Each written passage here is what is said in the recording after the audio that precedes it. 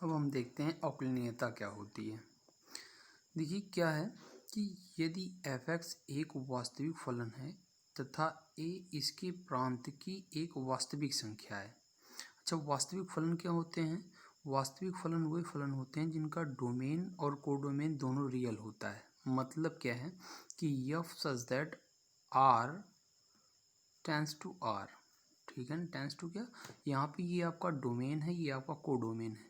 अगर ये real function है, वास्तविक फलन है, तो इसका डोमेन और कोडोमेन दोनों क्या होंगे? वास्तविक होंगे, मतलब रियल होंगे। एक होता है वास्तविक मान फलन, रियल वैल्यूड फंक्शन। तो उसमें क्या होता है कि उसका जो क्या कहते हैं प्रांत होता है वो कुछ भी हो सकता है, बट जो सह कोडोमेन होता है, सह प्रांत, वो रियल होना चाहिए। रियल वैल्यूड फंक्शन वास्तविक मान फलन के लिए, ठीक है ना। तो ये दो प्रकार के फलन होते हैं, एक रियल फंक्शन होता है, एक रियल वैल्यूड फंक्शन होता है। तो रियल वैल्यूड फंक्शन के लिए क्या होना चाहिए? उसका कोडोमेन रियल होना चाहिए। अब देखते हैं क्या है कि वास्तविक फलन f(x) वास्तविक फलन होना चाहिए तथा a इसके प्रांत की एक वास्तविक संख्या है।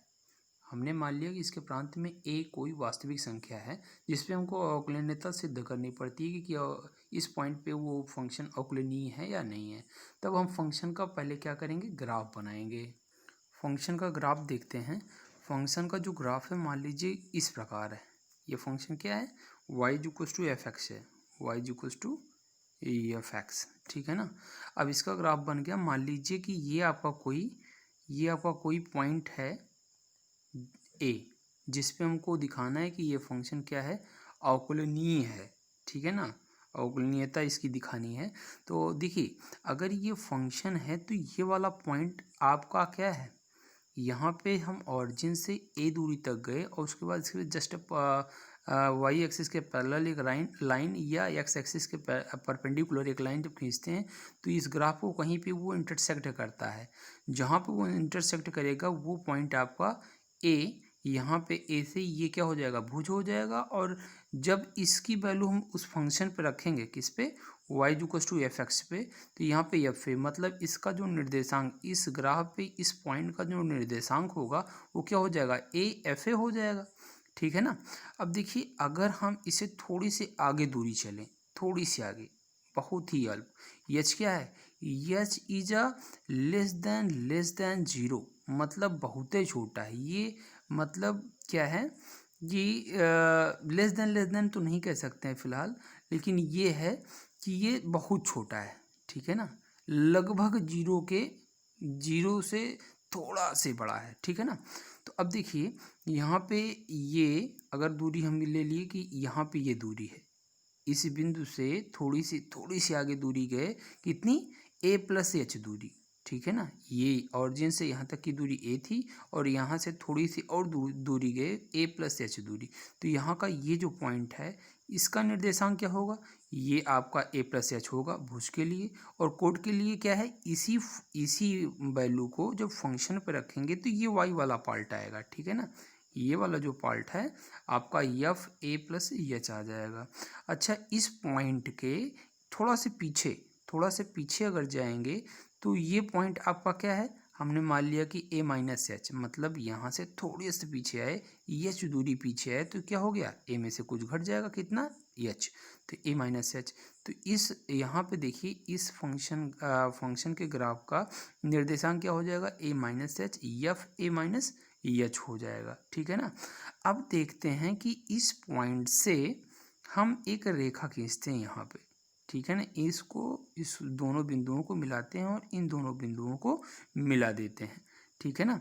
अब जब मिलाएंगे तो इस आपको दिख रहा होगा कि ये जो आपका कर्व है, इस कर्व के लिए ये दोनों रेखाएं एक जीवा की तरह काम कर रही हैं, ठीक है ना।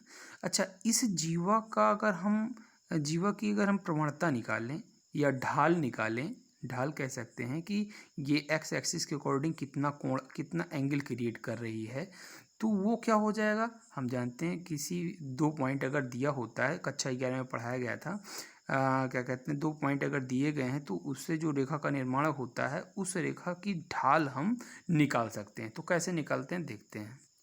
यहाँ पे देखते हैं पी क्यू, ये जो आपकी रेखा है पी क्यू, इसका निर्देशांक क्या होता है, वो क्या कहते हैं, ढाल क्या होती है। पी क्यू की ढाल क्या हो जाएगी, हम जानते हैं किसी भी रेखा की ढाल क्या होती है, y2 minus y1 dividing by x2 minus x1, ठीक है ना।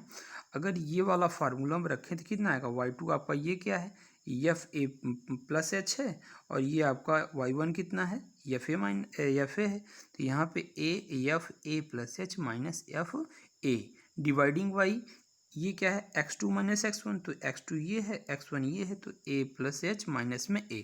अब यहाँ पे इसको काट देंगे तो कितना आएगा, एफ ए प्लस एच और माइनस में एफ ए, और ये क्या हो जाएगा, डिवाइडिंग बाई एच, केवल एच नीचे बचा है।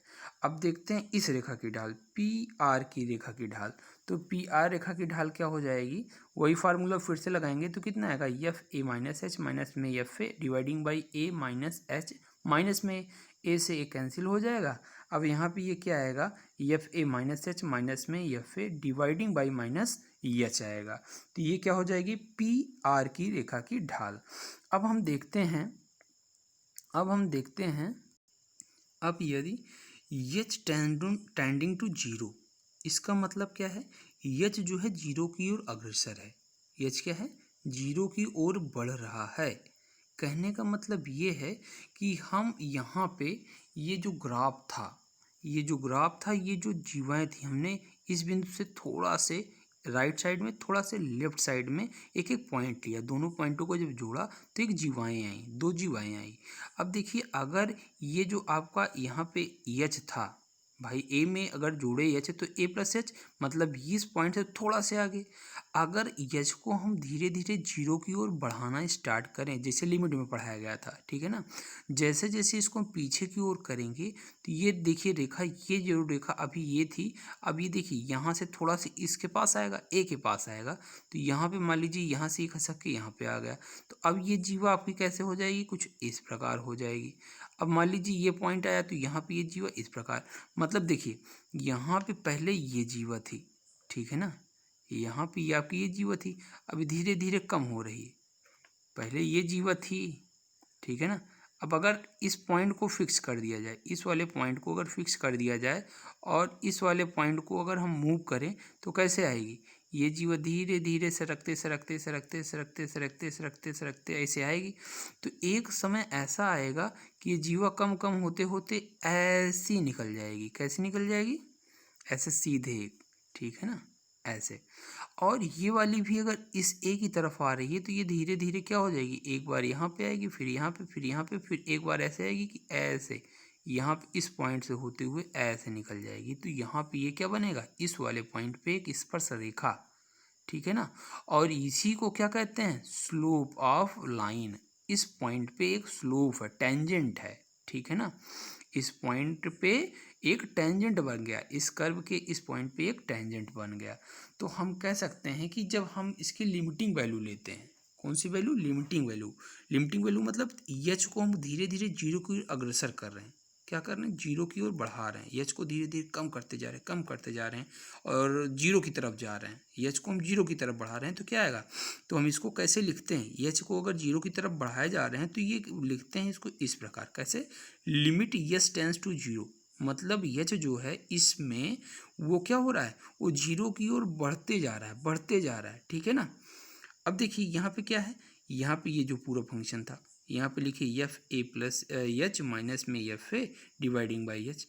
अब ये जो इतनी चीज़ आई इसको हम बोलते हैं क्या, राइट हैंड डेरिवेटिव, किस पॉइंट पे, ए पर राइट हैंड डेरिवेटिव। यहाँ फंक्शन में देखिए कि यहाँ पे ये पॉइंट था, ये पॉइंट आपका कहाँ पे था, ए पर था। अब ए से जब इधर गए तो पी क्यू का क्या आया था, ढाल आई थी। तो मतलब ए से जब राइट साइड में जा रहे हैं तो यहाँ से जो आपका स्लोप बनेगा वो स्लोप आपका क्या कहलाएगा, राइट हैंड डेरिवेटिव, मतलब दाहिने पक्ष का अवकलज, ठीक है ना, या दाहिने पक्ष की अवकलनीयता हम दिखा रहे हैं, ठीक है ना। अब देखिए इसी प्रकार जब बाएं तरफ से अगर हम जा रहे हैं तो और ए से बाएं तरफ से जब हम इस पर रेखा खींचेंगे तो वो क्या कहलाएगा, वो कहलाएगा आपका लेफ्ट हैंड डेरिवेटिव, ठीक है ना। और यहाँ पे भी हमने क्या किया, लिमिट का यूज़ किया है, यहाँ पे भी एच को क्या किया, टेंडिंग टू जीरो, मतलब एच को जीरो की ओर बढ़ा रहे हैं, कंटिन्यू। तो यहाँ पे क्या आएगा, F A plus H minus में F A dividing by minus H, ये ठीक है ना। और इसको क्या बोलते हैं, लेफ्ट हैंड डेरिवेटिव, बाएं पक्ष की अवकलनीयता, ठीक है ना। अब देखते हैं, तो फलन एफ एक्स बराबर ए पर अवकलनीय होता है, कब होता है, जब लेफ्ट हैंड डेरिवेटिव मतलब ये चीज़ और ये राइट हैंड डेरिवेटिव है, ये आपका लेफ्ट हैंड डेरिवेटिव, माइनस जहाँ पे नीचे होता है माइनस एच, वो आपका लेफ्ट हैंड डेरिवेटिव होता है। तो मतलब राइट हैंड डेरिवेटिव और लेफ्ट हैंड डेरिवेटिव और राइट हैंड डेरिवेटिव जब बराबर हो जाता है, तब हम ये कहते हैं कि उस पॉइंट पे, किस पॉइंट पे, ए पर, ठीक है ना, उस बिंदु पर क्या है, अवकलनीय, फलन अवकलनीय है, ठीक है ना। तो हम इसको कैसे लिखेंगे, तो फलन एफ एक्स बराबर ए पर अवकलनीय होता है तथा उसका अवकलन किया जा सकता है। अगर वो अवकलनीय हो गया फलन, तो उसका अवकलन संभव है उस पॉइंट पे, ठीक है ना। अब देखते हैं हम, देखिए अवकलनीयता में left hand derivative limit x tends to A negative F X तथा right hand derivative limit x tends to A positive F X दोनों निकालने पड़ते हैं, ठीक है ना। जब हमको अवकलनीयता दिखानी होती है तो हमको लेफ्ट हैंड डेरिवेटिव और राइट हैंड डेरिवेटिव, जैसा कि अभी निकाला गया, ठीक है ना, दोनों को ही निकालने की आवश्यकता होती है तथा लेफ्ट हैंड डेरिवेटिव और राइट हैंड डेरिवेटिव क्या होना चाहिए, इक्वल होना चाहिए। तो फलन एफ एक्स बराबर ए पर अवकलनीय क्या होना चाहिए, क्या होता है, तो फलन एफ एक्स बराबर ए पर अवकलनीय होता है, जबकि अवकलन में राइट हैंड डेरिवेटिव मतलब limit x tends to A positive की तरफ से ही अगर फंक्शन का हम निकाल दें अवकलनीयता, तो जो है हम ये कहते हैं कि वो फलन क्या हो गया, डिफ्रेंशिएट हो गया, मतलब उसका अवकलन हो गया, ठीक है ना। और जब हम किसी फलन का right hand derivative limit x tends to A positive F X बराबर limit H tends to zero F A plus H minus में F A dividing by H निकालते हैं, तो यह उस फलन का प्रथम सिद्धांत से अवकलन माना जाता है। अगर हमने राइट हैंड डेरिवेटिव से निकाल दिया तो वो प्रथम सिद्धांत से अवकलन भी माना जाता है। अब हम देखते हैं कि ग्राफ से अवकलनीयता को कैसे समझा जाए। मान लीजिए कि कोई ग्राफ है, तो ग्राफ से अवकलनीयता को कैसे समझें। यदि किसी फलन के ग्राफ में कोई कोण का मतलब ये होता है, ऐसे जैसे त्रिभुज का नहीं होता, त्रिभुज का ये कॉर्नर ये कोण है सब, ठीक है ना। तो कोण है या वक्र अचानक अपनी दिशा बदल देता है, ठीक है ना, अचानक, मतलब कोई फलन है वो ऐसे जा रहा है और ऐसे सीधा चला जाए, या कुछ फलन ऐसे होते हैं ऐसे जा रहे हैं उसके बाद सीधा ऐसे निकल गए, तो मतलब वो कोण बदल जाए, ये ऐसा कोई फलन ऐसे आ रहा है फिर ऐसे निकल जाए, तो ये सब क्या कहलाता है, ये आपका कोई भी फलन अचानक अपनी दिशा को बदलता है। अगर मान लीजिए ऐसे ये फलन जा रहा था, ऐसे ये ऐसे जा रहा था, ऐसे ऐसे, और वो इधर ना जाके फिर इधर घूम गया, फिर इधर, ठीक है ना, ऐसे, अगर ये मान लीजिए शार्फी है, कॉर्नर नहीं है, ऐसे जा रहा था और ऐसे चला गया, फिर भी यहाँ पे उस पॉइंट पे क्या होगा, फलन अवकलनीय ही नहीं होगा। क्यों, क्योंकि उसने अचानक अपनी दिशा बदल दिया, ठीक है ना, तो वह फलन अवकलनीय नहीं होता है, या उस बिंदु पर अवकलनीय नहीं हो सकता है। या ये भी हो सकता है कि जिस बिंदु पे उसने अपना क्या कहते हैं, अपनी दिशा को परिवर्तित किया, उसी पॉइंट पे, जस्ट उसी पॉइंट पे वो फलन अवकलनीय नहीं होगा। या हम ये कह सकते हैं कि मान लीजिए उसमें वो पॉइंट ही नहीं दिया और उसने ग्राफ दे दिया, तो ग्राफ से हम ये कहेंगे कि अगर उसने एक बैक अपनी दिशा को चेंज कर लिया, तो वो फलन अवकलनीय ही नहीं होगा। जैसे यहाँ पे कोई एक एग्जांपल लेते हैं, कैसे, y equals to mod x का एग्जांपल है, इसका ग्राफ कुछ इस प्रकार होता है, ठीक है ना। यहाँ पे देखिए ये फलन अवकलनीय नहीं है, क्यों नहीं है, क्योंकि यहाँ पे इस ग्राफ में देखिए ऑरिजिन जीरो पर, यहाँ पे ये ऐसे घटते घटते घटते ऑरिजिन पे और उसके बाद सीधा ऊपर निकल गया। अच्छा, तो यहाँ पे देखिए ये कोण बना रहा है, कॉर्नर है ये, ठीक है ना, तो इस पॉइंट पे इस फंक्शन का डिफ्रेंशिएट ही नहीं हो सकता है। इसीलिए हम लोगों को ये नहीं पढ़ाया गया कि मॉड एक्स का डिफ्रेंशिएशन क्या होता है। अगर कोई पूछे एक्स का डिफ्रेंशिएशन एक्स के रिस्पेक्ट में क्या होता है, हम बोलते हैं x square 2x, x cube 3x square. लेकिन क्या मॉड एक्स का डिफ्रेंशिएट किया गया था, नहीं। तो वहाँ पे इसलिए नहीं किया गया क्योंकि ये अवकलनीय ही नहीं है। जब ये अवकलनीय नहीं है तो इसका अवकलन कैसे हो सकता है, ठीक है ना। एक दूसरा एग्जांपल देखते हैं, f x is equal to x cube का। यहाँ पे देखिए f x is equal to x cube का एक क्या कहते हैं ग्राफ बना है। इस ग्राफ में ये फंक्शन ऐसे बढ़ता बढ़ता बढ़ता आया, लेकिन ऑरिजिन पे जैसे आया, ऑरिजिन के बाद ये सीधा नीचे की ओर चला गया, सीधा वो नीचे की ओर जा रहा है, ठीक है ना। मतलब इसको ऐसे जाना चाहिए था जैसे जैसे ये जा रहा था यहाँ पे, ठीक है ना, लेकिन वो सीधा नीचे चला गया का बैग। तो मतलब यहाँ पे ये जो पॉइंट है इस ऑरिजिन पर, इसमें क्या हुआ कि एका बैग अचानक अपनी दिशा ये बदल लिया, ऐसे ऐसे जा रहा था लेकिन सटाक से नीचे चला गया, तो दिशा बदल गई, ठीक है ना। तो ऑरिजिन पर इस फंक्शन का डिफ्रेंशिएट पॉसिबल नहीं है, ठीक है ना। मान लीजिए कि कोई ग्राफ ऐसा हो जैसे यहाँ पे ये बना है, मान लीजिए ये ग्राफ है, ये आपका क्या कहते हैं y equals to x is equals to y equals to x square का ग्राफ है, ठीक है ना, ये पैराबोला है। तो यहाँ पे अगर कोई पूछ ले कि इस पॉइंट पे क्या ये डिफ्रेंशिएट है, क्या इसकी अवकलनीयता है, इस पॉइंट पे है, इस पॉइंट पे, तो बिल्कुल है। क्यों है? क्योंकि देखिए इस पॉइंट पे अगर निकालना हो तो यहाँ पे ये स्पर्शरेखा खींच सकते हैं, इस पॉइंट पे ये स्पर्शरेखा, इस पॉइंट पे ये स्पर्शरेखा, यहाँ पे इस पॉइंट पे ये स्पर्शरेखा, ठीक है ना। इस पॉइंट पे खींचना है तो इसके इस तरफ ले लो पॉइंट ये वाला, और यहाँ पे ये जीवा हो जाएगी। अब इस पॉइंट को अब धीरे धीरे क्या करें, घटाते चले जाएं, इस वाले पॉइंट को भी घटाते चले जाएं। जब ये घटाते चले जाएंगे तो इस पॉइंट को घटाएंगे तो यहाँ पे ये ऐसी ही स्पर्शरेखा बनेगी, और इस वाले पॉइंट को जब घटाते घटाते आएंगे तो यहाँ पे ये कुछ इस प्रकार की स्पर्शरेखा बन जाएगी। तो ये आपका क्या हो जाएगा, ये फलन आपका अवकलनीय हो जाएगा, ठीक है ना। अब देखते हैं अवकलनीय फलन में कुछ प्रॉपर्टियाँ वो क्या हैं। यहाँ पे देखिए, जब दो या दो से अधिक अवकलनीय फलनों का जोड़, घटाना, गुणा तथा भाग होता है तो वो फलन जो होता है वो भी अवकलनीय होता है। लेकिन याद रखिएगा कि दो या दो से अधिक जो फलन हैं वो पहले से अवकलनीय होने चाहिए, ठीक है ना। दूसरा क्या है, अचर फलन x बिलोंग्स टू आर के लिए अवकलनीय होता है। जो अचर फलन होते हैं, अचर फलन कैसे, जैसे मान लीजिए कि आपका दिया गया हो F x is equals to A या 5 या 7 कुछ भी दिया गया हो, तो ये क्या है, एक अचर फलन। यक्स का मान यहाँ पे आप कुछ भी रखिए, रियल नंबर का कुछ भी रखिए, वो हमेशा साथ ही आएगा, ये एक लाइन बनाएगा, ठीक है ना। तो ये अचर जो फलन होते हैं वो रियल नंबर पे क्या होते हैं, अवकलनीय होते हैं। अब देखिए बहुपद, जो बहुपद फलन होते हैं x belongs to real number, वो रियल नंबर के लिए क्या होते हैं, अवकलनीय वो भी होते हैं, ठीक है ना। अगला क्या है, चरघातांकी फलन। चरघातांकी फलन मतलब क्या हुआ कि कोई कांस्टेंट वेरिएबल के ऊपर चर जो राशि लिखी रहती है तो वो आपका चरघातांकी हो जाता है। क्यों, यहाँ पे देखिए नाम से ये चरघातांकी मतलब घात में चर होना चाहिए। यहाँ पे देखिए नीचे आधार में आपका एक कांस्टेंट वेरिएबल है, लेकिन ऊपर घात में क्या है, एक चर राशि है, इसीलिए इसको चर घातांकी बोलते हैं, ठीक है ना। यहाँ पे क्या है, ए जो है आपका 0 से बड़ा होना चाहिए, ठीक है ना। और यक्स आपका रियल नंबर से अगर बिलोंग कर रहा है तो वो फलन क्या होता है, अवकलनीय होता है, ठीक है ना।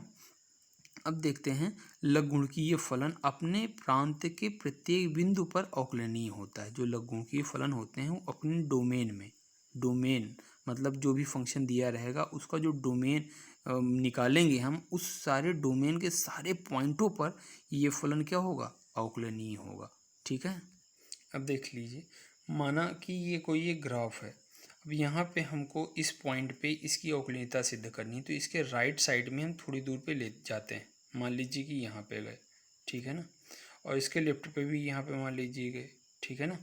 अब देखते हैं कि यहाँ पे देखिए एक जीवा हम खींचेंगे तो ये आपकी एक जीवा हो जाएगी, ठीक है ना। यहाँ पे खींचेंगे तो ये इसकी दूसरी जीवा हो जाएगी। अब करते क्या है, देखिए अब ध्यान से देखिएगा, यहाँ पे मैं एक पेन रख रहा हूँ, मान लीजिए कि यही इस केस क्या है, एक जीवा है, ठीक है ना। यहाँ पे ये क्या है, एक जीवा है।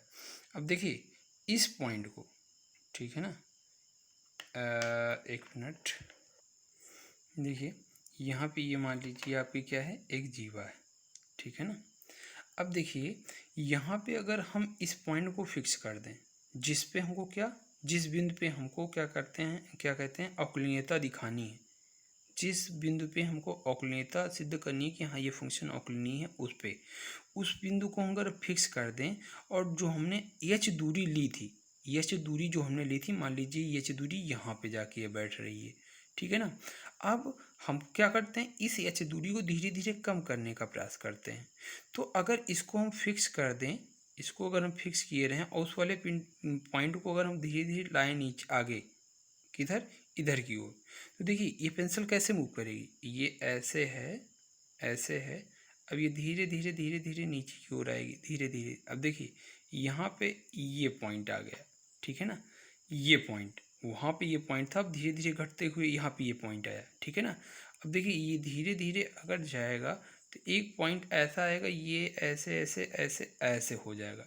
तो मतलब इस पे एक स्पर्श रेखा ऐसे जाएगी, ठीक है ना, मतलब इस पॉइंट को टच करके जाएगी, ठीक है। अब देखिए इसी प्रकार अगर इसमें देखा जाए तो ये वाला पॉइंट है, ठीक है ना। अब देखिए इस पॉइंट को अगर फिक्स कर दें, इस पॉइंट को अगर फिक्स कर दें और उस वाले पॉइंट को थोड़ा इस पॉइंट की ओर लाएं, ठीक है ना, तो ये ऐसे ऐसे ऐसे ऐसे ऐसे आएगी, ठीक है ना। कैसे आएगी, ऐसे, ये कंटिन्यू ऐसे जो है आती जाएगी आती जाएगी आती जाएगी और फिर एक समय ऐसा आएगा, ऐसे हो जाएगी सीधी। अब देखिए यहाँ पे जो ये वाली लाइन थी, जो ये वाली लाइन थी वो भी ऐसे ऐसे सीधी हो गई थी, और ये वाली जो लाइन थी ये भी ऐसे घटते घटते घटते इस तरह बन गई। तो मतलब ये भी ऐसे और ये वाली भी ऐसे थी, तो मतलब ये दोनों मिलकर एक लाइन बन गई, और दोनों मिलकर एक लाइन केवल इस बिंदु से हो टच करके जा रही हैं। तो अगर ग्राफ के किसी एक बिंदु से टच करके जा रही हैं तो वो क्या होती है, टेंजेंट होती है, स्पर्श रेखा होती है, ठीक है ना। और वही स्पर्श रेखा क्या, और क्या कहलाती है, लिमिट एच टेंस टू, क्या कहलाती है, लिमिट एच टेंस टू, या कह सकते हैं, या हम ये कह सकते हैं h tends to a f of x, ठीक है ना। और ये क्या होता है, इसी को हम कहते हैं अवकलनीयता, उस फंक्शन की अवकलनीयता, या d y over d x, d y over d x कहते हैं। तो मतलब इस पॉइंट की अवकलनीयता को दिखाने के लिए हम इस तरह का भी व्यवहार कर सकते हैं। धन्यवाद।